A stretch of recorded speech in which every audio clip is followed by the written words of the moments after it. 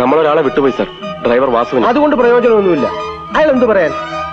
എനിക്ക് ചില സംശയങ്ങളുണ്ട് സർ. എന്താ പറയൂ. ഡോക്ടറുടെ മൊഴിയിൽ പറഞ്ഞിരിക്കുന്നത് മരണം നടന്നിട്ട് 15 മണിക്കൂർ കഴിഞ്ഞിരുന്നു എന്നാണ്. കമോൺ. പോസ്റ്റ്മോർട്ടം നടന്നത് രാവിലെ 11 മണിക്കാണ്.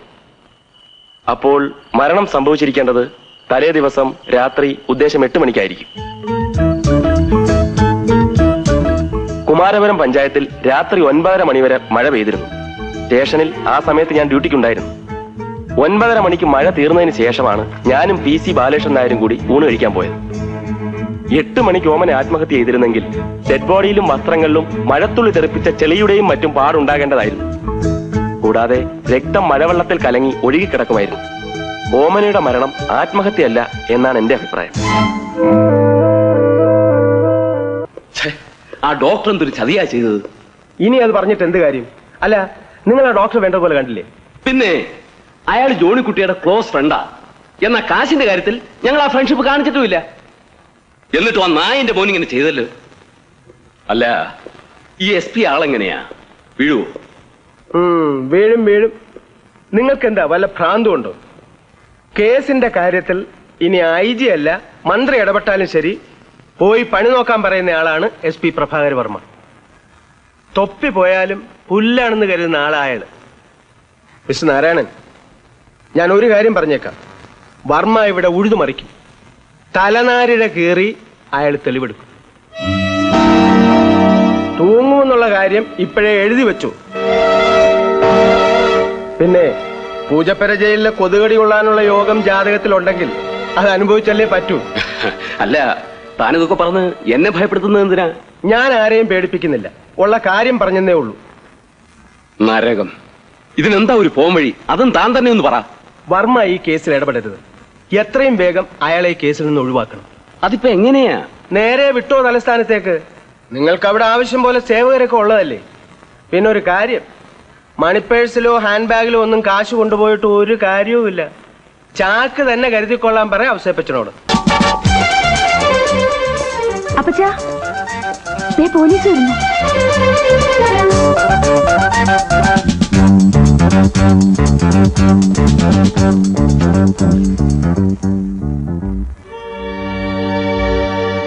John Thomas? ഞാനാണ് സാർ. ആനിയോ? ഞാനാ. തോമസിന് മകൾ ഓമനയുടെ മരണം ആത്മഹത്യയല്ലെന്ന് തോന്നാൻ കാരണം? എന്റെ മോൾ ആത്മഹത്യ ചെയ്യൂല സാർ. അപ്പോ ഓമനെ ആരെങ്കിലും കൊന്നതാണോ? അതെ. തോമസിന് ആരെയാ സംശയം?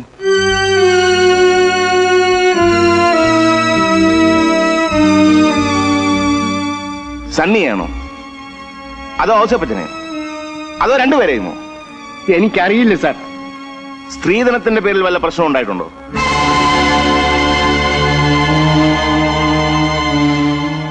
കൊടുക്കാവുന്നേറ്റ സ്ത്രീധനം കൊടുക്കാതിരിക്കുകയോ അതിന്റെ പേരിൽ സണ്ണി വഴക്കുണ്ടാക്കുകയോ ഓമനെ ഉപദ്രവിക്കുകയോ അങ്ങനെ വല്ലതും ഉണ്ടായിട്ടുണ്ടോ എന്നാണ് എന്റെ ചോദ്യം. ഇല്ല സാർ. ഔസേപ്പച്ചന് തോമാച്ചനോട് വല്ല വൈരാഗ്യമുണ്ടോ? ഉണ്ട്. വരൂ.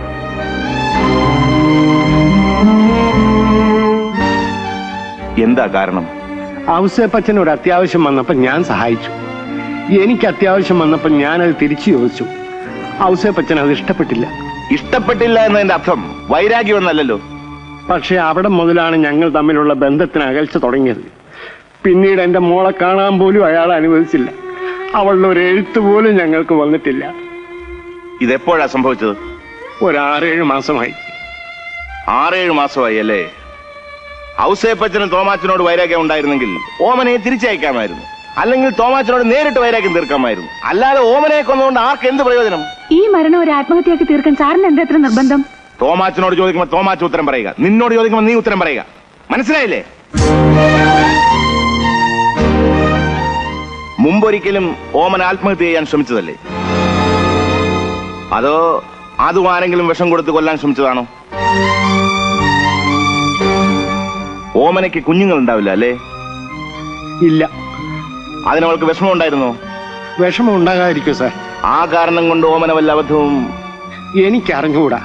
പക്ഷെ ഡിവൈഎസ്പി വർമ്മയല്ല ഇപ്പൊ ഈ കേസ് അന്വേഷിക്കുന്നത് ഞാനാ.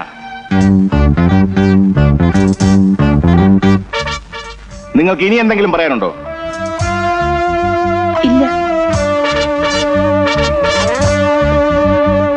പാടോ.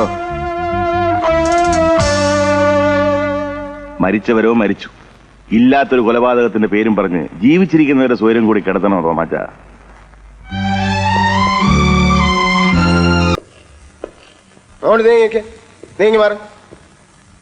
എന്താ നിങ്ങളുടെ പ്രശ്നം? പ്രശ്നം സാറിന് അറിഞ്ഞുകൂടെ? എടോ കളവാ, ഇവിടെ കിടന്ന് ബഹളം വെച്ചിട്ട് പ്രയോജനമൊന്നുമില്ല. ഒരു കാര്യം ഞാൻ പറഞ്ഞേക്കാം, മര്യാദക്കാണെങ്കിൽ ചെയ്യേണ്ടത് ഞാൻ ചെയ്യും, അല്ലെങ്കിൽ നിന്നെയൊക്കെ പ്രതികളാക്കി ഞാൻ അകത്ത് തള്ളും. സാറിനെതിരെ ഞങ്ങൾ സമരം ചെയ്യും. മിണ്ടരുത്. എടോ, മീശ വെഴുത പാരമ്പര്യം എനിക്കുണ്ട്. നിങ്ങളോട് അകത്തേക്ക് എല്ലാം പറഞ്ഞു.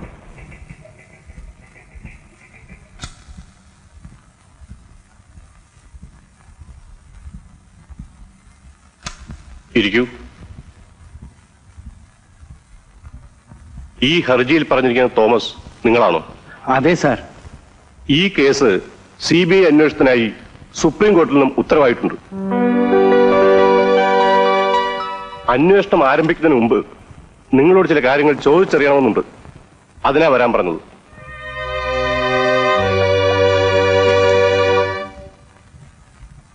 Sethu, please come here. State police refer ചെയ്തൊരു കേസ് വീണ്ടും CBIയുടെ അന്വേഷണത്തിൽ വരിക എന്നുള്ളത് വളരെ അപൂർവമായൊരു സംഭവമാണ്. ഈ കേസിൽ ക്രൈം നടന്നിട്ടുണ്ടോ എന്നുള്ളത് ഇനിയും തെളിയിക്കേണ്ടിയിരിക്കുന്നു. ഈ ഹർജിയിൽ പറഞ്ഞിരിക്കുന്ന തെളിവുകളും ഊഹാപോഹങ്ങളും വെച്ച് മാത്രം ഈ കേസ് അന്വേഷിക്കാൻ സാധ്യമല്ല. അതുകൊണ്ട് നിങ്ങളുടെ പരിപൂർണമായ സഹകരണം ഞങ്ങൾ പ്രതീക്ഷിക്കുന്നു.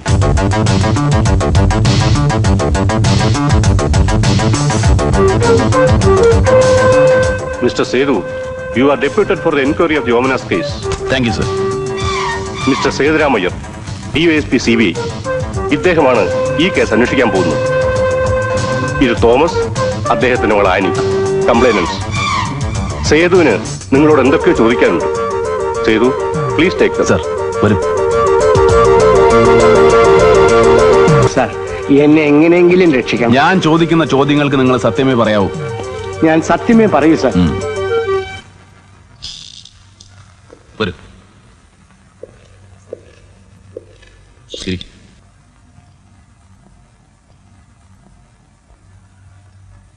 ഓമനയും സണ്ണിയും തമ്മിൽ പ്രേമവിവാഹമായിരുന്നോ? അല്ല, അറേഞ്ച്ഡ് മാരേജ് ആയിരുന്നു. ഓ. ഔസേപ്പച്ചനും നിങ്ങളും തമ്മിൽ സാമ്പത്തികമായി വളരെയേറെ അന്തരമുണ്ട്. അതുകൊണ്ട് ഇങ്ങനൊരു വിവാഹം നടന്നുകൂടാ എന്നല്ല ഞാൻ പറയുന്നത്. എന്നാലും ചോദിക്കാം, ഈ വിവാഹത്തിന് പുറകിൽ എന്തെങ്കിലും പ്രത്യേക താല്പര്യങ്ങൾ ഉണ്ടായിരുന്നോ? ഇല്ല, ചേച്ചിയുടെ കല്യാണം നടന്ന കാലത്ത് ഔസേപ്പച്ചൻ സാധാരണക്കാരനായിരുന്നു. എന്റെ മകളാണ് ഔസേപ്പച്ചന്റെ എല്ലാ ഐശ്വര്യങ്ങൾക്കും കാരണമെന്ന് ഔസേപ്പച്ചൻ തന്നെ എന്നോട് പറഞ്ഞിട്ടുണ്ട്. ഔസേപ്പച്ചനും നിങ്ങളും തമ്മിൽ ഇപ്പൊ അത്ര നല്ല രസത്തിലല്ല അല്ലേ? അല്ല. അവരുടെ വിവാഹം കഴിഞ്ഞിട്ട് ഇപ്പൊ എത്ര വർഷമായി? 5 വർഷമായി. ഈ 5 വർഷത്തിനിടയ്ക്ക് നടന്ന പ്രധാന സംഭവങ്ങൾ ഒന്ന് ചുരുക്കി പറയാവോ? പറയാ സാർ. കമാ, പറയൂ.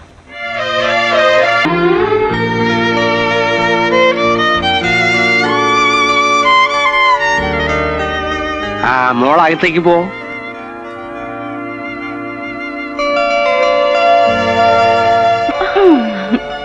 എങ്ങനെയുണ്ട്? ചുമ്മാ ഇരിക്കടി. ഏയ്, ഇഷ്ടപ്പെട്ടോ? ഇഷ്ടപ്പെട്ടു. എന്റെ മകന് പെണ്ണിനെ ഇഷ്ടപ്പെട്ടു. ഇനി പെണ്ണിന്റെ അഭിപ്രായം കൂടി അറിഞ്ഞാൽ നമുക്ക് ബാക്കി കാര്യങ്ങൾ തീരുമാനിക്കാം. എന്റെ തീരുമാനം എന്റെ മോൾ അനുസരിക്കും. എന്നാലും പെട്ടെന്നൊരു കെട്ട് നടത്തണമെന്ന് പറഞ്ഞാൽ മറ്റു കാര്യങ്ങളൊക്കെ. ഈ കാര്യത്തിൽ വളച്ചുകെട്ടൊന്നുമില്ല തോമാച്ച. എന്റെ മോന് പെണ്ണിനെ ഇഷ്ടപ്പെടണമായിരുന്നു, അവൻ ഇഷ്ടപ്പെട്ടു. ആ വിവരം ഞാൻ നിങ്ങളെ അറിയിച്ചു. ഇനി തോമാച്ചന്റെ തീരുമാനം പറഞ്ഞേച്ചാ മതി. കെട്ട് വലിയ നോമ്പ് കഴിഞ്ഞു പോരെ? അതൊക്കെ തോമാച്ചന്റെ ഇഷ്ടം. അപ്പൊ പിന്നെ ബാക്കി കാര്യങ്ങളൊക്കെ മനസ്സിലായി. സ്ത്രീധനത്തിന്റെ കാര്യമാണെങ്കിൽ ഒന്നും പറയണ്ട. തോമാച്ചന്റെ മകൾ, തോമാച്ചൻ എന്ത് ഇഷ്ടമോ അത് ചെയ്യാം. ഇച്ചിരി കുറഞ്ഞാലും കൂടിയാലും ഒന്നുമില്ലെങ്കിലും ഞങ്ങൾക്ക് വിരോധമില്ല.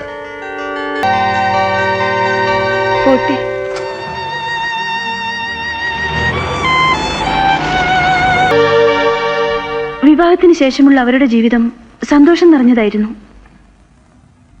ഇടയ്ക്ക് സണ്ണിച്ചേനും ഓമന ചേച്ചിയും വീട്ടിലേക്ക് വരും. സമയം കിട്ടുമ്പോൾ ഞാനും അപ്പച്ചനും അങ്ങോട്ട് പോവും. ജോണിക്കുട്ടിയുടെ സഹായത്തിൽ ഔസേപ്പച്ചൻ ചെറിയൊരു ബിസിനസ് തുടങ്ങി. ആരായി ജോണിക്കുട്ടി? സണ്ണിച്ചായന്റെ പെങ്ങളുടെ ഭർത്താവ്. എന്ത് ബിസിനസ് ആയിരുന്നു തുടങ്ങിയത്? ചെറിയ കോൺട്രാക്ട് വർക്കുകളായിരുന്നു ആദ്യം. ബിസിനസ് വളർന്നോടുകൂടി സണ്ണിച്ചായന് തിരക്കായി. അതോടുകൂടി ഞങ്ങളുടെ വീട്ടിലേക്കുള്ള വരവും കുറഞ്ഞു.